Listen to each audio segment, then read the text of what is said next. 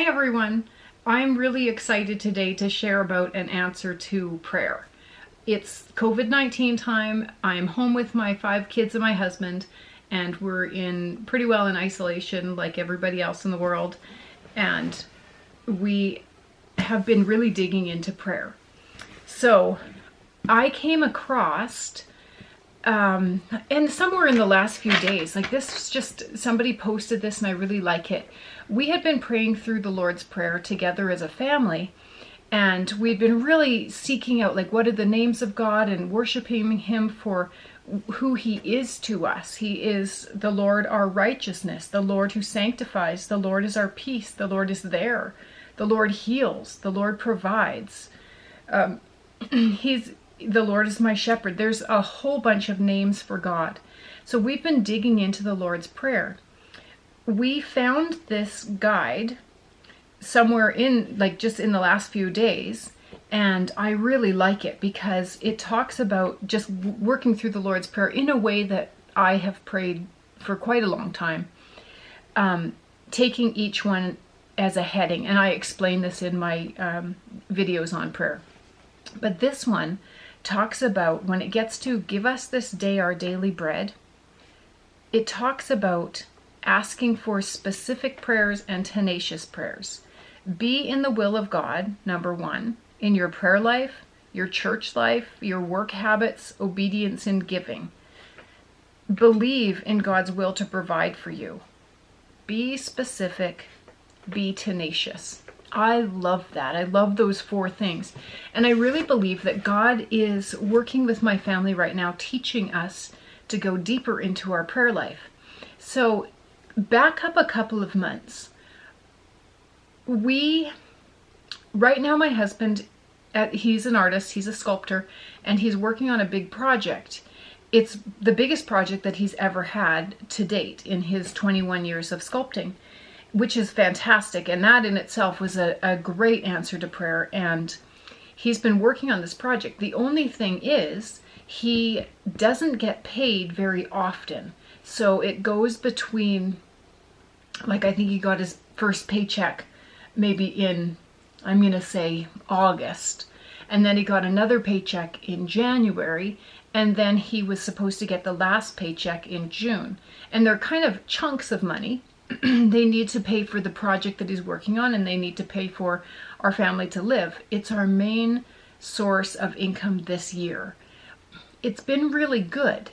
The money is enough for our family, and it's good, except that in December we found out that a rental house that we have that's hopefully going to help provide for us in our retirement, because we don't live like normal people and we don't have anything that the government is putting into for our retirement. So this is sort of our retirement plan, and we bought it a number of years ago when it was really, the dollar was at par, and hopefully we'll be able to use that when we need to.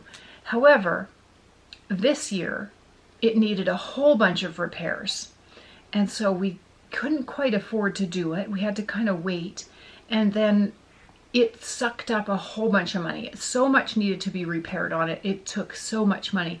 And when we were finished paying for it, we realized we don't have enough money to make it from now until June. And so my husband and I talked about it, and we thought, should we take a loan from the bank? You have to understand, when you're an artist and you just kind of explain that you're not really sure where the next jobs are coming from. There's some things on the back burner that we think are going to work out, but it usually has worked out in the past. It's worked really well, but no real guaranteed income for the long term. The bank actually is not really excited about giving us loans. Mostly Nathan says, we go in, we say, we need a loan. Okay, what do you do? Well, I'm an artist and she's a stay-at-home mom. We have 5 kids. And then everybody has a good laugh and says, no, really, what do you do? So that's how our banking experience usually goes. We talked about it. We have seen the Lord provide for us in some really neat ways in the past. And we haven't been at this place for a couple of years where we actually don't have enough money to get us through to the next paycheck, because in Victoria we had lots of jobs going on at the same time, so paychecks were coming in. There were bigger expenses because of our employees, but our employees were helping us finish jobs quickly so that the next payment would come through. So it was a bit easier than this way, where it's one very large job with 4 full-size figures, so it's like a year's long work. A lot of supplies and a lot of time between payments. So we thought about how the Lord provides for us. He loves us. He provides better than banks do, because he doesn't charge us interest. And it just kind of comes up and we can't believe it. So this is our history. We decided that we would just pray about it and ask the Lord to provide for us instead of getting a loan. And so we just thought we'd pray about it. And to be honest, I kind of looked at how much credit we had available to us, and it still wasn't enough.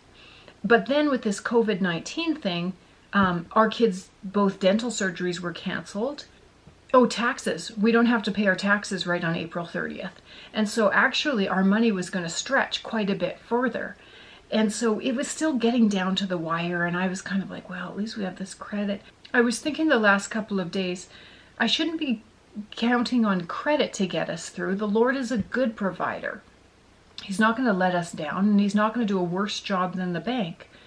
And so that was sort of on my mind. And then last Friday, I got a call from the property manager of the house that we own down in the States. And she said to me, I don't really have great news for you. And I'm like, oh no, we already redid there's so many things we redid, like painting inside and outside the entire house, and pulled out the flooring and put in all new flooring. The washer and dryer just went, there's so many things that went. It was a large payment that we needed to do. What could it be now? And she said, well, I'm really sorry to tell you, but this tenant that just moved in 2 months ago has just told us that the refrigerator doesn't work and the microwave doesn't work. And so I was thinking, well, we're almost at the end of our cash. That would start us on using credit. And the thing about this property manager is that back when we had to do all those huge repairs, she made this comment one time, and she said, I bet your husband wouldn't mind if you had a rich boyfriend. And I was a little bit shocked, because I don't usually think that way. And I didn't know what to say. And I thought, no, give glory to God here. And so I said, well, I don't have a rich boyfriend, but I do have a rich God. And then, of course, it was awkward silence. What do you say to the crazy religious girl who just made this weird comment? And so it was kind of awkward and stuff. So that happened back when the big repairs were happening. And I told her we had a rich God, and he would provide for us. So this time when she asked about the refrigerator, she then said, you don't actually have to pay for the refrigerator. It's not in the contract. So I talked to them and I said, I'm sorry, we can't pay for the refrigerator right now. And she said, well, that's okay. The tenant knew when she moved in that it was as is, where is, and if the fridge worked, she's welcome to use it, but it's not part of the contract. And I didn't really realize that. And so I said, well, I'm sorry, I don't think we can pay for it right now. It's really tight. We're not getting paid till the end of June, and we're getting to the end of our money that we've put aside. So then I, almost as a last thought, I said, you know what? We'll pray about it, and just give me a couple days and we'll pray about it. So I went back to the family, and we've been praying every morning as a family and kind of digging more into the Lord's Prayer. And so I was thinking about this, thinking, I believe the Lord is teaching us as a family to pray. And I also have been reading in Ezekiel, and over again, he says, I want them to know that I am the Lord. And I believe that for my family, but I also believe that we need to be a testimony for other people. Just like George Mueller, who died 100 years ago, he wanted to be an example that God still speaks through prayer and answers prayer. I want that for my family. Right now, in this whole COVID-19, I want us to learn that it doesn't matter what's happening in the world. We have a God who provides for us, who takes care of us. So we're already hoping that he'll provide to get us to June. And then this fridge. And I was thinking about it, and I thought, well, what if we started praying that some money would come in this week for the fridge? And so I just started praying that with the family. Lord, could you provide some money from an unexpected source? Like, it can't be, I'll phone up, my brother and say, hey, can you lend me some money for this fridge? No, it can't be us going out and asking for it, or us putting out this, we have a need, can everybody pray because we have a need? Nothing like that. Can you please provide by an unexpected source for our family so that we can pay for this fridge? Because she's only lived there for 2 months and she's paying, and it's a difficult time. I don't know this lady, and I don't know what her situation is because we have property managers. So I don't really know who she is or what she does, or if she's got a good providing job right now, if she has savings. There's so many things I don't know about her, but what an awful thing to move into our house and then have no working fridge. So if the Lord provides enough for the fridge in the next week, that's a testimony to my family. And so we started praying this on Friday, and I specifically said, Lord, could it happen within the week? And do you know, we were a little bit, like, it scares me a little bit to pray like that. It really does, because what if he says nothing? Because God just doesn't listen to our prayers. I think every parent who believes in prayer, who believes in God, who believes God will answer prayer, that's terrifying to us. But I thought, no, I believe God wants us to step out on a limb and ask, and this isn't to benefit me, this is to benefit this lady, and what a testimony it would be to the property manager. She already thinks I'm crazy. So on Monday, so I'm talking 3 days after I prayed, on Monday, we get this email from the people that Nathan's doing the job for. And a week before that, so like way before anything happened with this fridge thing, they had told us, oh, by the way, don't worry about continuing with the project because we can't do the unveiling when we're supposed to do it. So just put it on the back burner and we'll do it in the fall. And all of a sudden, and this has never happened, this is like a COVID-19 thing. And all of a sudden we're going, you are our only provider right now. And so my husband emailed them back, and he just kind of said, actually, I am dependent on that money. So if it's possible, can you just do a holdback and still pay us in June? Like we still actually need that money to come in June. And so he just kind of said something like that. And we just, it was in their hands, so we didn't think much of it. On Monday, we get a reply from them.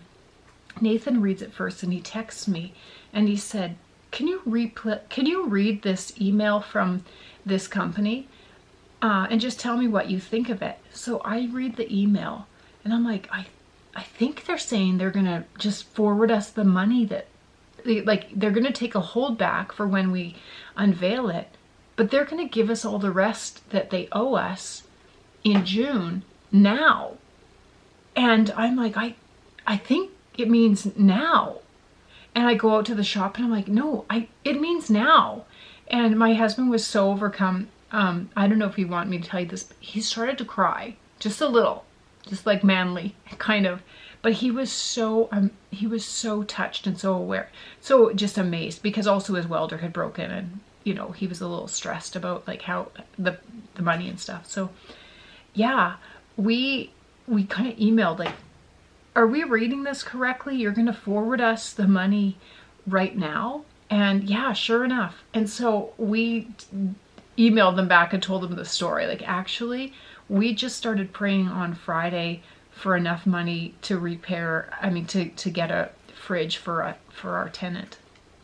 And they said, yeah, we're putting the money in the mail right now. Okay, so we had asked for the prayer to be answered within a week if it was possible. So here we are. It is the following Friday. And I checked the time even, because we're looking for this check this week. They said they're putting it in the mail. 1 week later, so at like deadline day, we go to the mailbox and the check is there. And then we go to the bank, and my husband said, I hope they don't hold it. And I'm like, they are not going to hold it. Like, this is an answer to our prayer. It's Friday. We asked that we would have an answer by Friday. So usually with a check like that, they'll put a hold on it.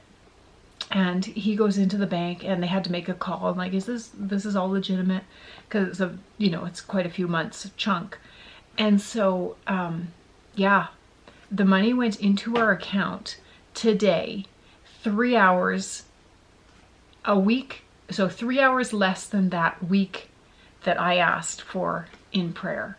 And so I did phone the property manager, and I was able to say, okay, yeah, remember I told you I would pray about the fridge, money for the fridge? Okay, we got our answer, so go ahead. And I was able to pay for it with our credit card over the phone, and we were able to do that right on Monday. But it was so amazing to me that we'd asked within a week.